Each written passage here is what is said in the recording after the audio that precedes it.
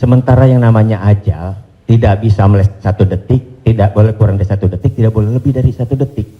Lalu bagaimana kita percuma kita berdoa seperti itu dong Ustadz? Saya ini pernah Islam, balik ke Kristen, balik lagi ke Islam lagi. Itu gimana itu ceritanya Pak Ustadz? Agama lu kayak angkos bolak-balik. Udah Pak.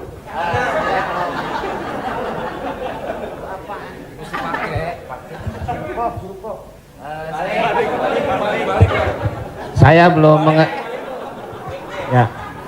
belum paham yang tadi Pak Ustadz bilang apa wasaah apa wasi. Oh, lo jangan nyampur. Agama lo beda lo.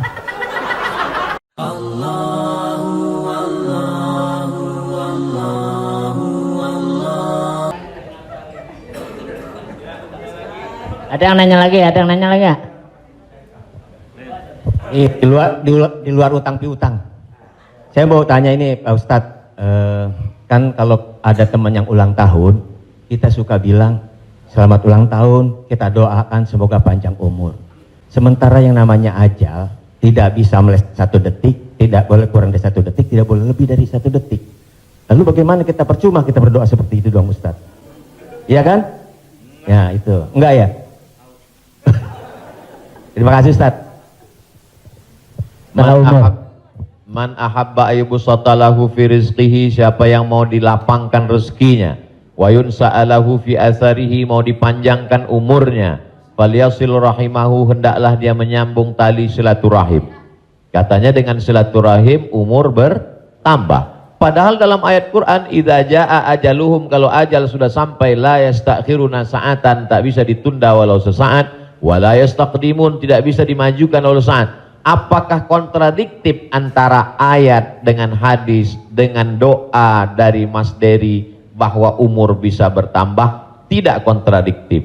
Lalu yang kontradiktif itu apa? Pemahaman kita. Dijawab oleh Syekh Muhammad Mutawalli Asy'arawi, ulama besar dari Al-Azhar Kairo Mesir. Nama kitabnya Fatawa Al-Kubra, fatwa-fatwa besar, bahwa umur tidak ditambah, tapi doa panjang umur dan bersilaturahim panjang umur itu maksudnya kualitas umurnya bertambah. Ada orang yang umurnya 40 tahun tapi hafal Quran, berzikir, diisi dengan wakaf, infak, sedekah. Ada 40 rumah warung jatuh mati. Jadi yang dimaksud kita doakan, semoga Mas Dery dan semua paski kita semua panjang umur. Maksudnya umurnya berkualitas, berisi. Itu. Wallahu a'lam.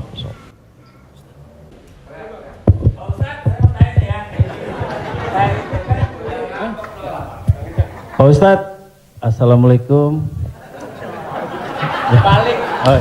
Assalamualaikum warahmatullahi wabarakatuh Pak Ustadz. Saya ini pernah Islam, balik ke Kristen, balik lagi ke Islam lagi. Itu gimana itu ceritanya Pak Ustadz? Innalladzina amanu, beriman, summa kafaru, murtad, summa amanu, kemudian beriman, summa kafaru, murtad, summa zdadu kufran, maka barulah tidak diterima. Jadi kalau Islam, setelah itu dia murtad, balik lagi ke Islam, maka dia diterima. Amanu, summa kafaru, summa amanu, summa kafaru, summa zdadu kufran. Nah, ini baru tidak diterima. Nah, sebab itu mudah-mudahan Bang Tigor istiqomah dalam iman dan Islam.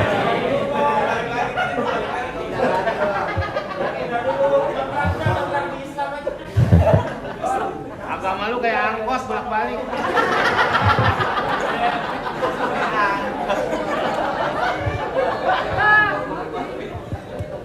Tapi saya sudah tetap sekarang. Amin. Insya Allah. Saya udah umroh Ustaz. Jadi Insya Allah. Jadi balik Bang, ke jalan yang benar. Insya Allah. Jadi Bang Topik, kajian paski mungkin kerjasama dengan musyawarah supaya terus, atau kalau tidak ingin satu majelis, ustadznya nanti setelah di sana pagi misalnya, sore di paski. Kemudian ngaji ini, kalau sekedar ngaji kita nggak ada tantangan, mesti ada sosialnya. Misalnya ngumpulin beras. Jadi saya sendiri tidak hanya sekedar ngaji, saya khususkan hari Jumat kedua setiap bulan, saya di Pekanbaru, hari Jumat khutbah Jumat, habis itu bagi beras ke masyarakat pelosok yang sulit. Lalu siapa yang menjadi relawannya? Yaitu relawan-relawan biker subuhan, mantan petato, kemudian hijrah,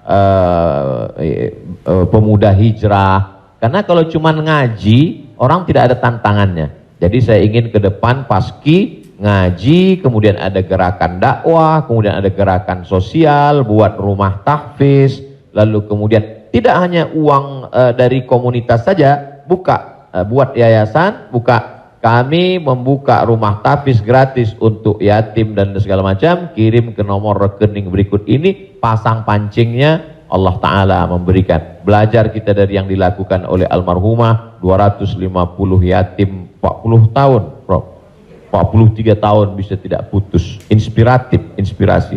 Jadi kalau mau, maka kita bisa ikuti jejak, sehingga kita, jadi kelanjutan itu, maka Bang Tigor dan abang yang lain, dia akan terpacu terus untuk datang setiap kajian pekanan, lalu kemudian memperbaiki tahsin bacaan Qur'annya, lalu kemudian meluruskan kajiannya, kemudian ada konsultasi dengan ustadz, tanya jawab dan lain sebagainya. Wallahu a'lam.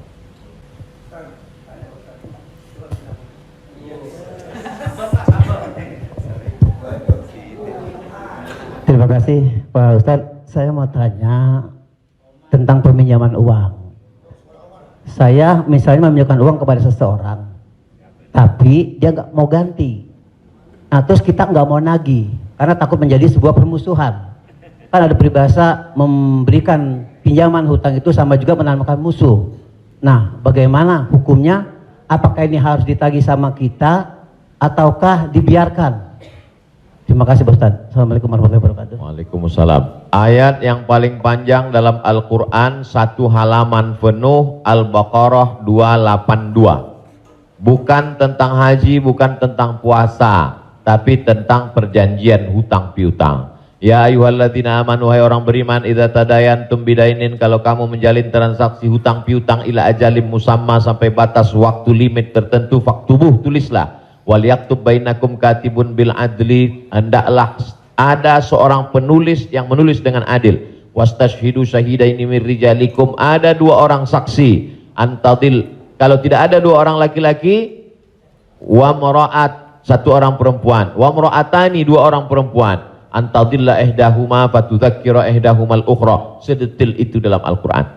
Jadi kalau saya menagih hutang, sesungguhnya bukan saya sedang mencari musuh, tapi menyelamatkan dia supaya dia dan anak cucunya jangan sampai makan haram.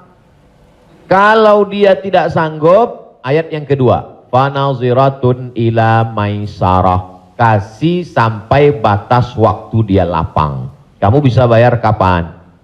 Insya Allah 1 Mei Pak Ustadz. Tahun berapa? Tahun 2022. Oke, insya Allah Mei 2022 lapang.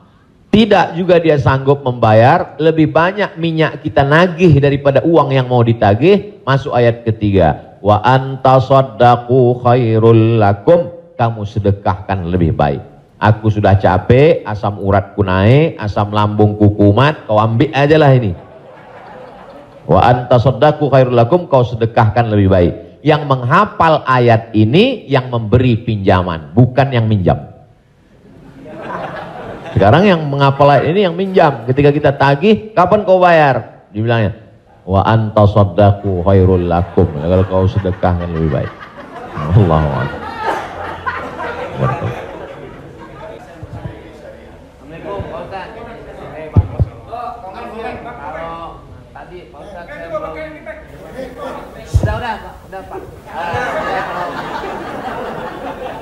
Apaan? Mesti pakai. Suruh. Saya belum paham yang tadi Pak Ustadz bilang apa wasaah apa wasi. Oh, lo jangan nyampur. Agama lo beda lo. Wasa'ah sambil bercanda apa tadi gitu. Pak Ustadz lupa ya, nanti saya jelasin lagi. Apa tadi? Wasa'ah kalau nggak salah. Nggak tahu, wa ujang adanya kali. Iya Pak Ustadz. Ya itu. Wasilah. Bukan. Wasa'ah apa wasi'ah? Wassalam habis dong. Hah? Sa'ah wa sa'ah. Nah, itu Pak Ustaz. Sa'ah. Jadi ketika itu ucapan hadis Nabi. Ada seorang sahabat, dia datang menemui Nabi. Kenapa ketika kami duduk bersamamu ya Rasulullah di dalam Masjid Nabawi, di majelis ilmu, kami merasa dekat dengan Allah. Kami merasa takut kepada Allah. Tapi ketika kami pulang ke rumah, ketemu dengan anak istri bersenda gurau, kok rasanya beda. Lalu apa kata Nabi? Sa'ah wa sa'ah. Hidup ini ada masanya serius, ada masanya bercanda, ada masanya begini. Lau kuntum kama kuntum la safahatkumul malaikah. Seandainya kamu seperti itu terus, seperti saat berada denganku di hadapanku di masjid, tidak berubah-berubah, turun malaikat bersalaman dengan kamu, kata Nabi SAW. Jadi sahabat itu pun mengalami seperti yang kita alami dan kekhawatiran seperti kekhawatiran kita. Ketika kita duduk dengan Habib, dengan Ustadz di masjid, dengan Kiai, dengan Tuan Guru, terasa begitu full iman. Tapi begitu pulang ke rumah, kok begitu ya? Rasa yang kita rasakan sekarang dirasakan juga sahabat Nabi dulu dan mereka tanya, kata Nabi nggak salah. Karena hidup ini ada sa'ah wa sa'ah. Sa'ah artinya bahasa Indonesianya saat. Semua ada saatnya, semua ada masanya. Selama tidak kita katakan, kamu kok mabuk kemarin? Semua ada saatnya. Ada saatnya mabuk, ada saatnya. Allah. Terima kasih Pak Ustaz. Paham ya? Enggak, ya, paham dong.